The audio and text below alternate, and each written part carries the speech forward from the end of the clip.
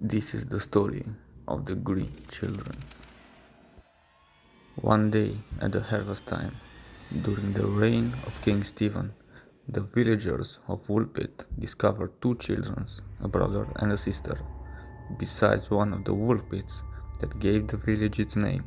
Their skin was green, they spoke an unknown language, and their clothing was unfamiliar. The children were taken to the home of Richard de Calne. The pair refused all food for several days until they came across some raw broad beans, which they consumed eagerly. The children gradually adapted to the normal food and in time lost their green color. The boy, who appeared to be younger of the two, became sickly and died shortly after he and his sister were baptized.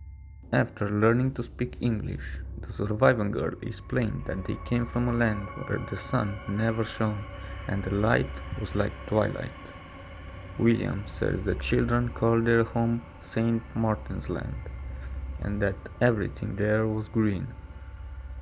The children were unable to account for their arrival in Woolpit. They had been herding their father's cattle when they heard a loud noise from the bells of Bury St Edmunds, and suddenly found themselves by the wolf pit where they were found.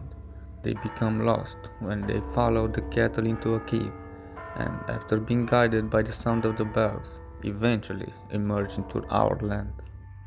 The girl was employed for many years as a servant in Richard de Calne's household, where she was considered to be very wanton and impudent.